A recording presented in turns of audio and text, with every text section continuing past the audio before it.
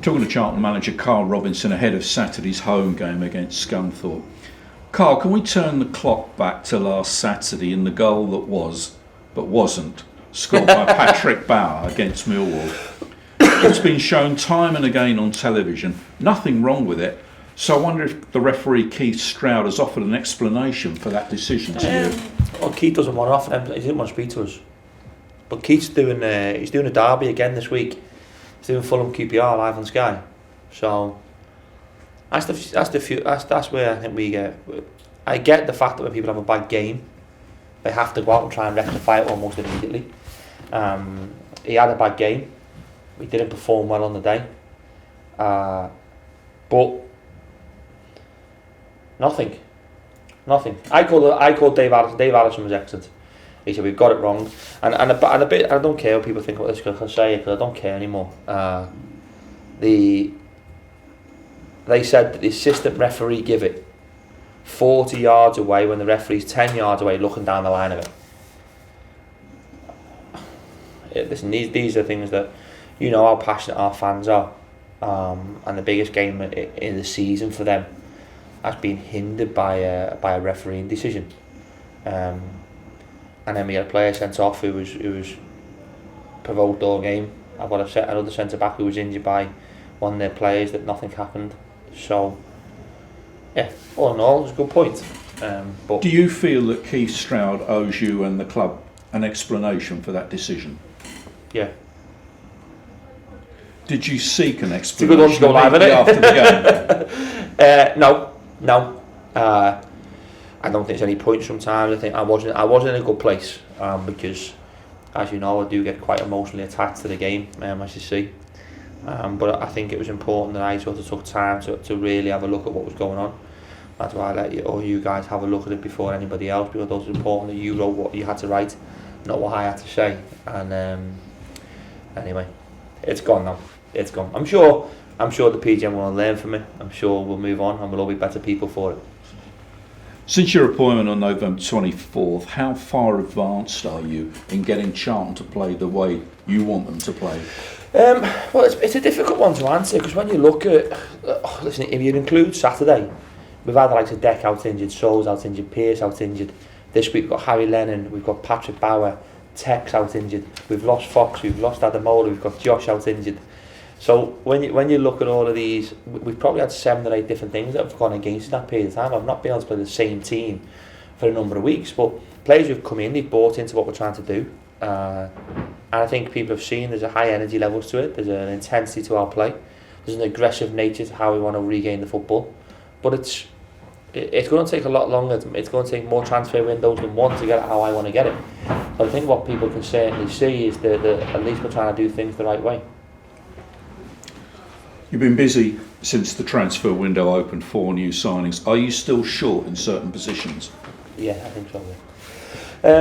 Yeah, I think it's unfair to talk about them because I think it's not what people want to hear. They want to hear us going forward. I think the biggest thing for me to come of what I've learned about this football club, I think I said to you afterwards how much I've sort of fell in love with the club after the game on Saturday.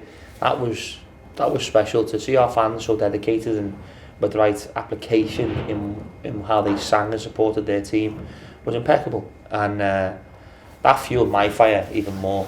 So the excitement levels have grown since Saturday, and it's going to take a long time to get the club how I really want it, but hopefully people can see there's a dedication and there's a source of energy that we're trying to implement into the club, and I think that is quite evident.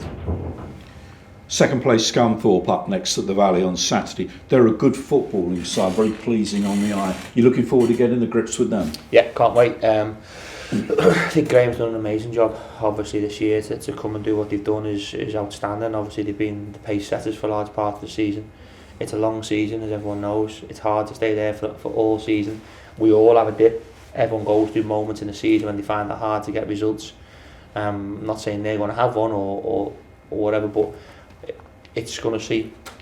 You've got to sort of applaud them for their quality. Again, but since I've come in, we've only played 1 game at the teams below us in the league. So we played all the top half teams in all of the games that have been involved in. So our fixture has been very difficult, and none more so than the next Saturday and the following Saturday away to Bolton.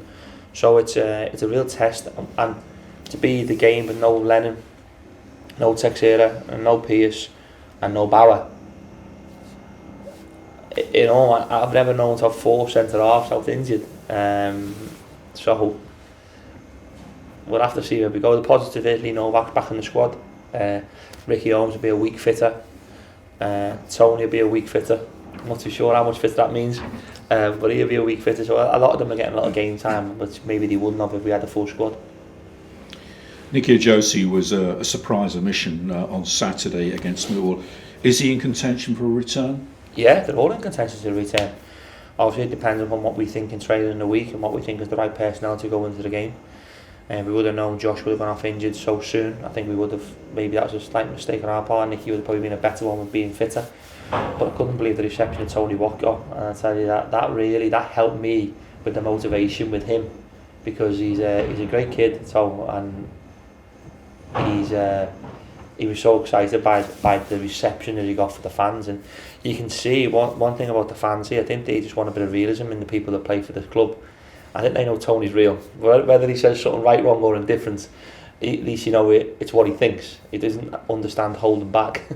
But we'll Nicky Ajose is part of our squad, and hopefully that we can have him back in the group this week. We spoke last week about Tony Watt's popularity with the Charlton fans. Were you surprised just how popular he is? Yeah, I said to him, Tony, I must have called him 4 times that he's ready to go on. I said, Gaffer, I couldn't hear you. I said, don't be stupid, Tony. He said, the fans were singing my name that loud, I just couldn't hear you. He's just a strange lad. But I like that. I like the fact that you're different. It makes the world a better place. It'd be a certainly boring place if we were all the same type of people and with the same mundane answers and the same sort of stock answers that you get. He's different, but talented, and he cares. Since he's come in, he's made me laugh and cry in the same minute. So he's a very unique character.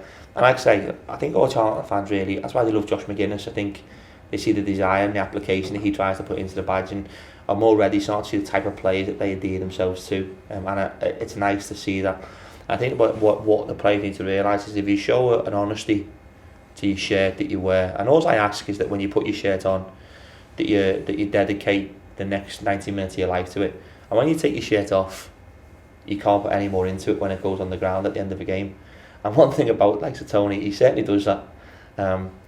He wasn't trying to get his second win on Saturday. He was after his 3rd, 4th and 5th after the first 10 minutes of him being on. But he was a threat. I think if we had the criticism of Tony, it would be that he drifts. He doesn't score enough goals because he wants to. He's almost like a young man playing on a park.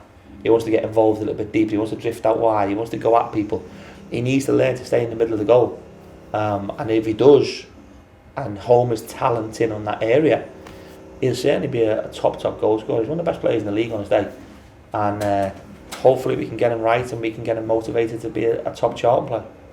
Compared to this time last week, how fitter is Tony Watt? Is Tony Watt today? Yeah, he's just overtaken me. No, Tony's fit. He completed 80 minutes. I don't think he's ready for 90 yet. Probably, well, listen, we'll just have to wait and see. Right now, I've got one of the biggest headache problems that I'm ever going to have with the amount of players that we've got out injured. And I think it's a bit unfair for me or the players or the club to be judged at this moment in time. But as you can see, we tackle every obstacle with the right positive mentality and the right excitement, because regardless of the negativity, that you're always going to be going into games fully focused on it, and you should enjoy every challenge that the game wants to throw at you, and none more so than Saturday at home to Scunthorpe. Talking about crowd favourites, Josh McGuinness is obviously going to be out for some time. What's the latest on it? How long is he likely to be missing for? He's been for a number of scans, Josh. I think what we did notice on the first X-ray is that he's had a plate in there for previous injury, so there's an awful lot of there's a lot of sort of interference in the X-ray because of the metal that he already had on his ankle. So I want to set a diamond for another ultrasound the next day, and it's not as bad as what we first thought. But I think we're looking at a minimum of 4 weeks, and maybe, listen, but it could be 6, 7.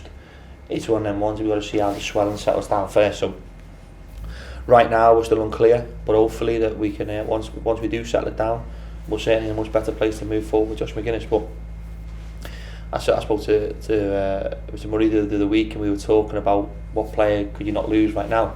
I said Josh McGuinness, and after 3-4 minutes I've lost him. But it is what it is, and we just have to make sure that now Tony comes in. You've got Tony, you've got Nicky, you've got Lee Novak coming back. That's why we're a big club, because we could be able to cope with the demands of injuries, but we can't keep coping with such difficult ones at the moment. But the players have been excellent, and I'm sure they'll try and put a performance in once. Well, they will put a performance in once again on Saturday. Any clues as to whom you're going to play in central defence on Saturday? Well, I have no choice. I think it's very limited. I think if anybody was looking at it, I think everybody who's a Charlton fan could pick my back four. It's the ones who put the boots on today. It's all we have. We'll bring Dick Steele in. I hope I pronounced his name right. A young Dutch boy who's really impressed me with the 23s recently. I don't think he's ready to play first team football yet, but he's certainly ready to come into the squad. And hopefully we can mould him. Karl Robinson, thank you very much. Cheers, pal.